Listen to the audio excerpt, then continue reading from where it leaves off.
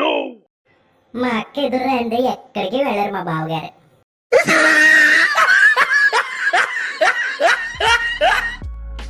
Hi friends, నేను కృష్ణ వల్లూరి. ఈరోజు మనం 4th క్లాస్లోకి ఎంటర్ అయ్యాం. మనం ఫస్ట్ అండ్ సెకండ్ క్లాస్లో స్క్రిబ్లింగ్ ప్రాక్టీస్ ఎలా చేయాలో తెలుసుకున్నాం. 3rd క్లాస్లో మనం 2D 3D షేప్స్ అంటే ఏమిటో మనం తెలుసుకున్నాం.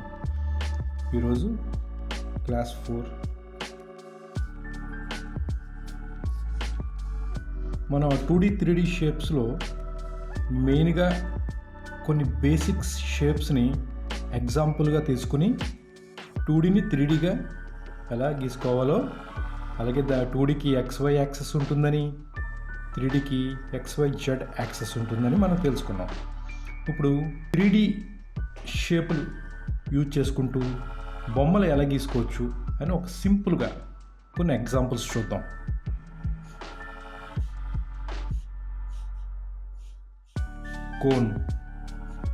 Cone plus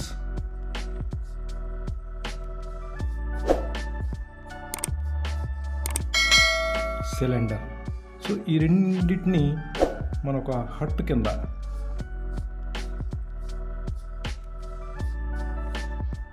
గీసుకోవచ్చు. ట్రాన్స్పరెంట్లో అలా ఉంటుందని మనం ఊహించుకోగలగాలి. సేమ్ అలాగే ఒక పిరమిడ్ షేప్ని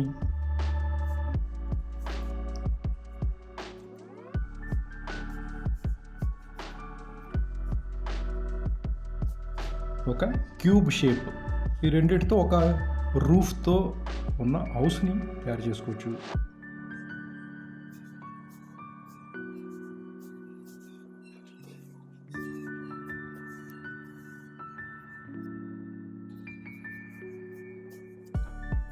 సో రూఫ్తో ఉన్న ఒక హౌస్ని మనం గీసుకోవచ్చు.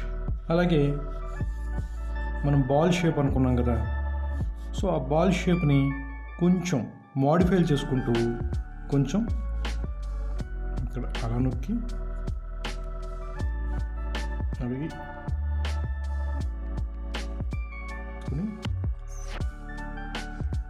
సో మనకు కావలసిన బొమ్మను బట్టి కొద్దిగా ఆ బాల్ షేప్ని మోడిఫై చేసుకుంటే కావలసిన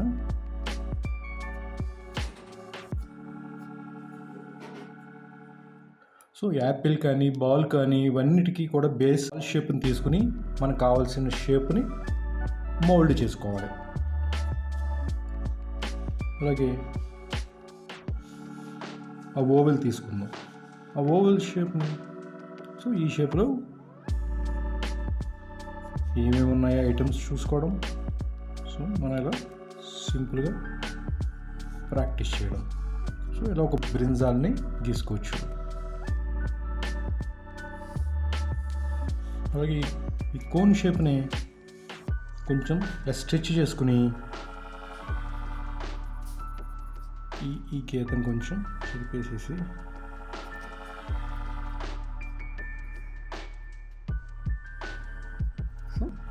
ఒక క్యారెట్ షేప్ వచ్చింది మనకి.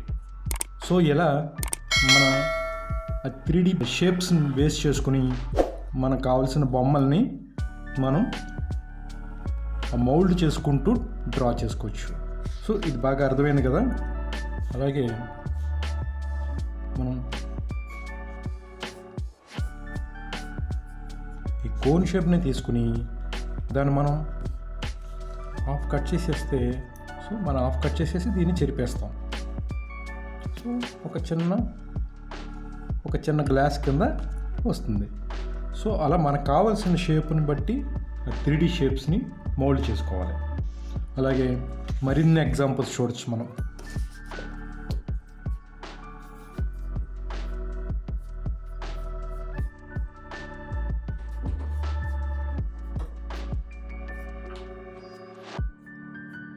సో ఒక టబ్ లాగా. సో అర్థమైంది కదా. సో అలా డిఫరెంట్ షేప్లు మనం బిల్డ్ చేసుకోవాలి. ఇలా ప్రాక్టీస్ చేయాలి. అలాగే ఇందులో మరొక ఎక్సర్సైజ్, ఇది ఎక్సర్సైజ్ 1, క్లాస్ 4లో ఎక్సర్సైజ్ 1. ఇందులో ఇప్పుడు మరొక ఎక్సర్సైజ్ 2. ఇందులో మనం ఎలాంటి షేప్నైనా సరే 3 డైమెన్షనల్గా మనం మార్చుకోవడం ఎలా అన్నది తెలుసుకుందాం. ఇది కూడా బెస్ట్ ప్రాక్టీస్ మనం 3 డైమెన్షనల్గా గీసుకోవడానికి. సో ఇలాంటి షేప్ ఏదైనా పర్వాలేదు, మీకు ఎలా వస్తే అలా గీసుకుని దాన్ని 3 డైమెన్షనల్గా మార్చండి.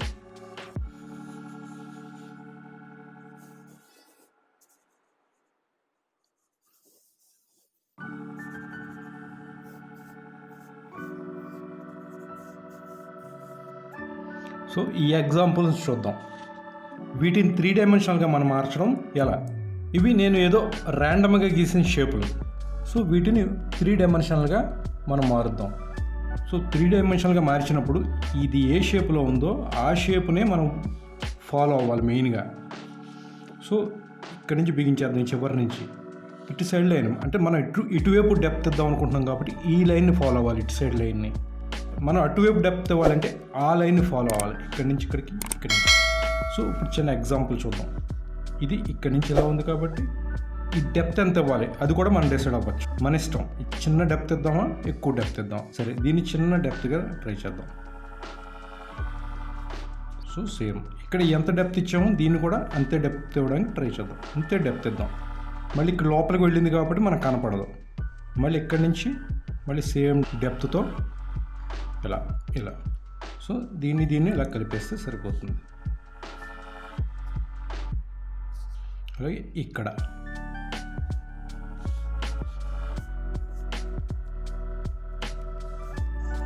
ఇప్పుడు మనకు తెలుస్తుంది, అర్థమవుతుంది. సో ఇంత డెప్త్ ఇచ్చాను. ఇప్పుడు దీనికి ఇంకొంచెం ఎక్కువ డెప్త్ ఇస్తాను. సో మన ఇష్టం, ఎంత డెప్త్ అయినా మనం ఇచ్చుకోవచ్చు, మనకి ఎంత అవసరమో అంత డెప్త్ ఇచ్చుకోవచ్చు. సో అలా డిఫరెంట్గా మనం ప్రాక్టీస్ చేస్తూ ఉండాలి. అలాగే ఈ డెప్త్ కొంచెం ఎక్కువ ఇస్తాను ఇక్కడ నుంచి. ఇది ఈ షేప్లో ఉంది కాబట్టి ఇది కూడా ఇక్కడితో ఇది అయిపోయింది. మళ్ళీ లోపలికి వెళ్ళింది కాబట్టి ఇక్కడి నుంచి బయటికి ఎక్కడి నుంచి వస్తుందో అక్కడి నుంచి. ఇంక ఇదంతా కూడా మనకు కనపడట్లేదు, అంత లోపలికే ఉంది. సో దీన్ని మళ్ళీ ఇక్కడ కలిపేసేసి ఇదంతా కూడా తర్వాత లైట్ అండ్ షాడో వచ్చినప్పుడు వీటికి ఎక్కడెక్కడ షాడోలు ఇవ్వాలి, ఎక్కడ లైటింగ్ పడుతుంది, ఇవన్నీ మనం తర్వాత తెలుసుకుందాం. సో ఇవన్నీ కూడా 3 డైమెన్షన్లో ఎలా గీసుకోవాలో చూద్దాం.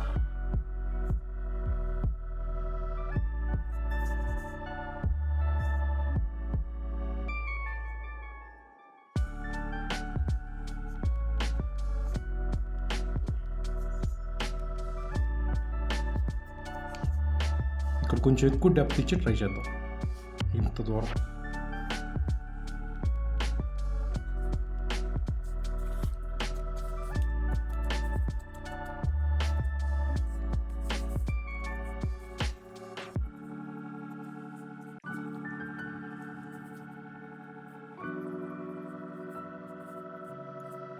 సో అర్థమైంది కదా.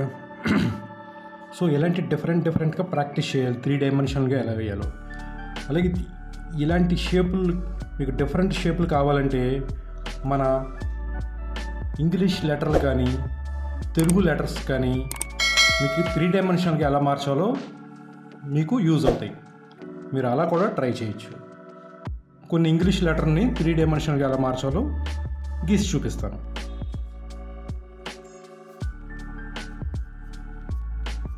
ముందు ఎప్పుడు కూడా 2D షేప్ని గీసుకోవాలి. 2D షేప్ నుంచి 3D షేప్కి మార్చాలి. ఇది ఇప్పుడు 2D షేప్లో ఉంది. ముందు ఇవి గీసుకున్నవన్నీ కూడా 2D షేప్లో ఉన్నాయి, దాన్ని 3D షేప్ కింద మార్చాను. సో ఇప్పుడు దీన్ని కూడా 3D షేప్కి మార్చడం ఎలా. మనం ఇటువైపు చూద్దాం అనుకున్నప్పుడు ఇటువైపు ఈ అవుట్లైన్ని ఫాలో అవ్వాలి. ఈ డెప్త్ ఎంత ఉందో ఇటువైపు కూడా అంతే డెప్త్ని ఫాలో అవ్వాలి.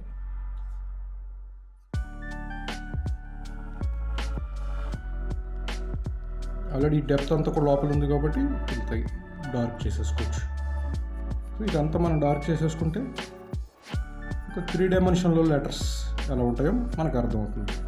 ఇలా మనం ఈ ఆల్ఫాబెట్స్ని కూడా ట్రై చేయొచ్చు. అది తెలుగు అయినా ఇంగ్లీష్ అయినా దేన్నైనా మనం ట్రై చేయొచ్చు. ఇప్పుడు తెలుగే చూద్దాం, ఒకటి చిన్న ఎగ్జాంపుల్.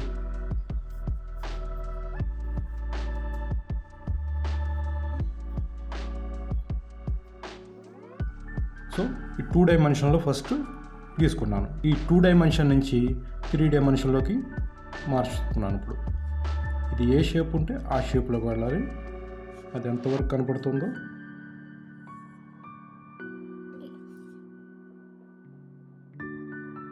మనం ఫస్ట్ ఏ సైడ్ డెప్త్ ఇవ్వాలని బిగించేసామో మొత్తం ఆ లెటర్ కానీ షేప్ కానీ అంతా కూడా ఆ సైడే వేయడానికి ట్రై చేయాలి.